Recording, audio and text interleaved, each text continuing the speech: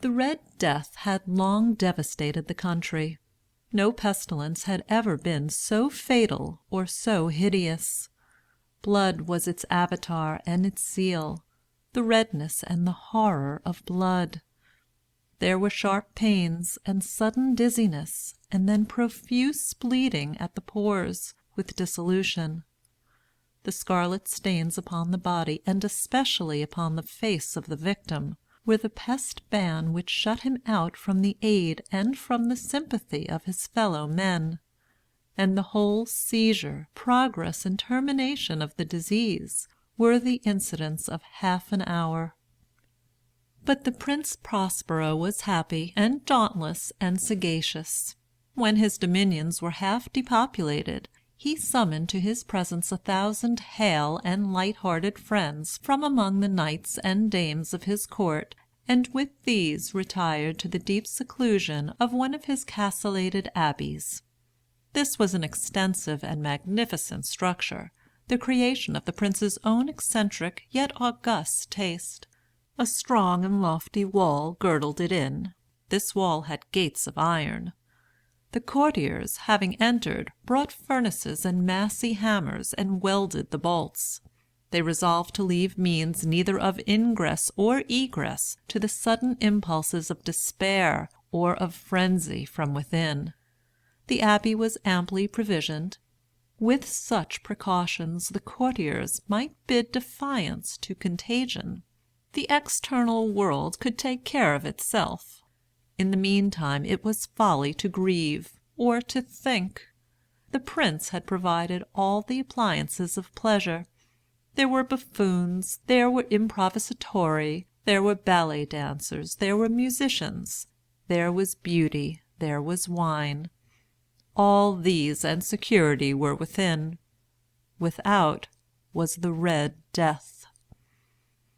It was toward the close of the 5th or 6th month of his seclusion, and while the pestilence raged most furiously abroad, that the Prince Prospero entertained his 1,000 friends at a masked ball of the most unusual magnificence. It was a voluptuous scene, that masquerade. But first let me tell you of the rooms in which it was held. There were 7, an imperial suite. In many palaces, however, such suites form a long and straight vista, while the folding doors slide back nearly to the walls on either hand, so that the view of the whole extent is scarcely impeded. Here the case was very different, as might have been expected from the Duke's love of the bizarre. The apartments were so irregularly disposed that the vision embraced but little more than one at a time. There was a sharp turn at every 20 or 30 yards, and at each turn a novel effect. To the right and left, in the middle of each wall, a tall and narrow Gothic window looked out upon a closed corridor which pursued the windings of the suite.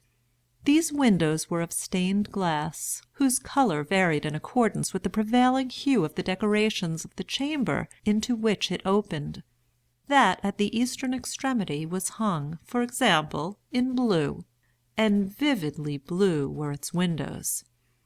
The second chamber was purple in its ornaments and tapestries, and here the panes were purple. The third was green throughout, and so were the casements. The fourth was furnished and lighted with orange, the fifth with white, the sixth with violet. The 7th apartment was closely shrouded in black velvet tapestries that hung all over the ceiling and down the walls, falling in heavy folds upon a carpet of the same material and hue. But in this chamber only, the color of the windows failed to correspond with the decorations. The panes here were scarlet, a deep blood color. Now in no one of the 7 apartments was there any lamp or candelabrum, amid the profusion of golden ornaments that lay scattered to and fro, or depended from the roof. There was no light of any kind emanating from lamp or candle within the suite of chambers. But in the corridors that followed the suite there stood, opposite to each window, a heavy tripod, bearing a brazier of fire that projected its rays through the tinted glass and so glaringly illumined the room. And thus were produced a multitude of gaudy and fantastic appearances. But in the western or black chamber, the effect of the firelight that streamed upon the dark hangings through the blood-tinted panes was ghastly in the extreme, and produced so wild a look upon the countenances of those who entered, that there were few of the company bold enough to set foot within its precincts at all. It was in this apartment also that there stood against the western wall a gigantic clock of ebony. Its pendulum swung to and fro with a dull, heavy, monotonous clang. And when the minute hand made the circuit of the face, and the hour was to be stricken, there came from the brazen lungs of the clock a sound which was clear and loud and deep and exceedingly musical, but of so peculiar a note and emphasis that at each lapse of an hour the musicians of the orchestra were constrained to pause, momentarily, in their performance, to hearken to the sound.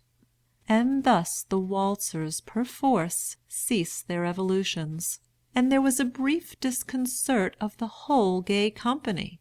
And while the chimes of the clock yet rang, it was observed that the giddiest grew pale, and the more aged and sedate passed their hands over their brows as if in confused reverie or meditation. But when the echoes had fully ceased, a light laughter at once pervaded the assembly. The musicians looked at each other and smiled as if at their own nervousness and folly, and made whispering vows, each to the other, that the next chiming of the clock should produce in them no similar emotion.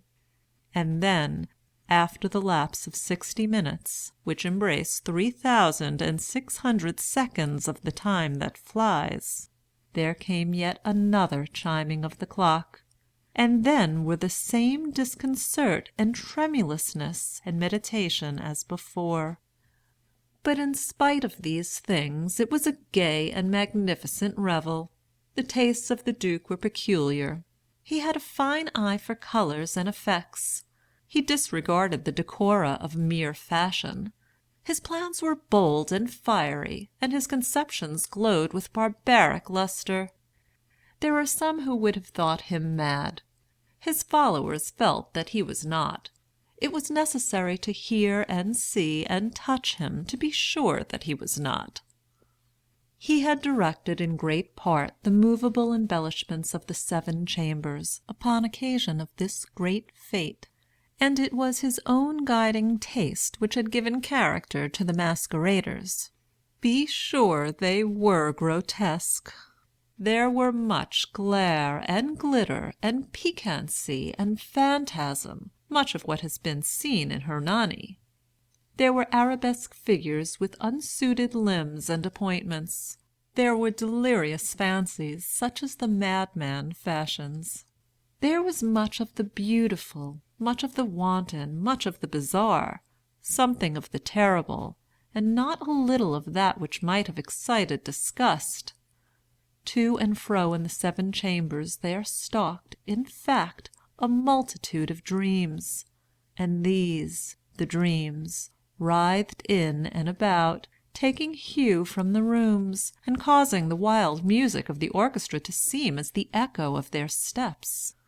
And anon, there strikes the ebony clock which stands in the hall of the velvet, and then for a moment all is still, and all is silent save the voice of the clock. The dreams are stiff frozen as they stand, but the echoes of the chime die away.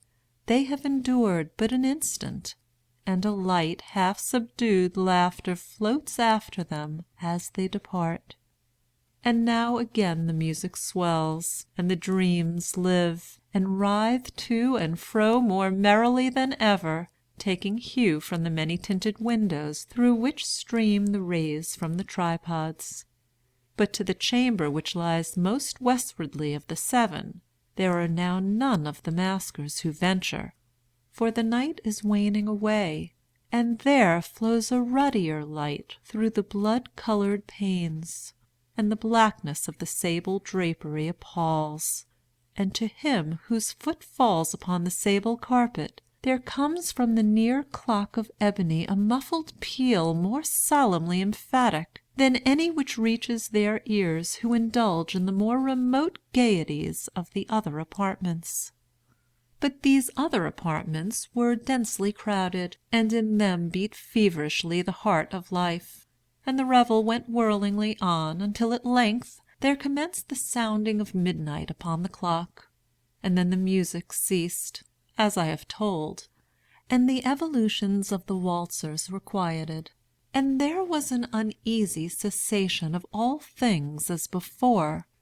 But now there were 12 strokes to be sounded by the bell of the clock, and thus it happened, perhaps, that more of thought crept, with more of time, into the meditations of the thoughtful among those who revelled.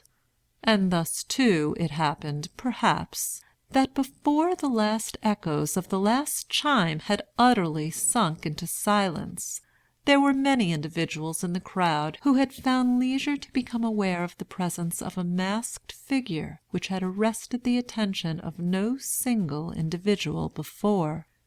And the rumor of this new presence having spread itself whisperingly around, there arose at length from the whole company a buzz or murmur expressive of disapprobation and surprise, then finally of terror, of horror, and of disgust. In an assembly of phantasms such as I have painted, it may well be supposed that no ordinary appearance could have excited such sensation. In truth, the masquerade license of the night was nearly unlimited, but the figure in question had out-Heroded Herod, and had gone beyond the bounds of even the prince's indefinite decorum. There are chords in the hearts of the most reckless which cannot be touched without emotion. Even with the utterly lost, to whom life and death are equally jests, there are matters of which no jest can be made. The whole company, indeed, seemed now deeply to feel that in the costume and bearing of the stranger neither wit nor propriety existed. The figure was tall and gaunt, and shrouded from head to foot in the habiliments of the grave. The mask which concealed the visage was made so nearly to resemble the countenance of a stiffened corpse, that the closest scrutiny must have had difficulty in detecting the cheat. And yet all this might have been endured, if not approved, by the mad revellers around. But the mummer had gone so far as to assume the type of the Red Death. His vesture was dabbled in blood, and his broad brow, with all the features of the face, was besprinkled with the scarlet horror.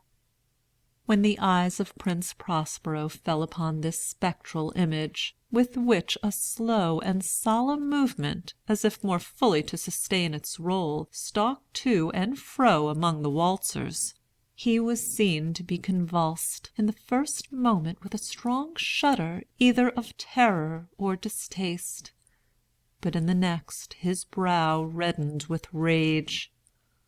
"Who dares?" he demanded hoarsely of the courtiers who stood near him. "Who dares insult us with this blasphemous mockery? Seize him and unmask him, that we may know whom we have to hang at sunrise, from the battlements." It was in the eastern or blue chamber in which stood the Prince Prospero as he uttered these words. They rang throughout the 7 rooms loudly and clearly, for the prince was a bold and robust man, and the music had become hushed at the waving of his hand. It was in the blue room where stood the prince, with a group of pale courtiers by his side. At first, as he spoke, there was a slight rushing movement of this group in the direction of the intruder, who at the moment was also near at hand, and now, with deliberate and stately step, made closer approach to the speaker. but from a certain nameless awe with which the mad assumptions of the mummer had inspired the whole party, there were found none who put forth hand to seize him; so that, unimpeded, he passed within a yard of the prince's person, and, while the vast assembly, as if with one impulse, shrank from the centres of the rooms to the walls, he made his way uninterruptedly, but with the same solemn and measured step which had disguised him from the first, through the blue chamber to the purple, through the purple to the green, through the green to the orange, through this again to the white, and even thence to the violet, ere a decided movement had been made to arrest him. It was then, however, that the Prince Prospero, maddening with rage and the shame of his own momentary cowardice, rushed hurriedly through the 6 chambers, while none followed him on account of a deadly terror that had seized upon all. He bore aloft a drawn dagger, and had approached, in rapid impetuosity, to within 3 or 4 feet of the retreating figure, when the latter, having attained the extremity of the velvet apartment, turned suddenly and confronted his pursuer. There was a sharp cry, and the dagger dropped gleaming upon the sable carpet, upon which, instantly afterwards, fell prostrate in death the Prince Prospero. Then, summoning the wild courage of despair, a throng of the revellers at once threw themselves into the black apartment, and seizing the mummer, whose tall figure stood erect and motionless within the shadow of the ebony clock, gasped in unutterable horror at finding the grave cerements and corpse-like mask, which they handled with so violent a rudeness, untenanted by any tangible form. And now was acknowledged the presence of the Red Death.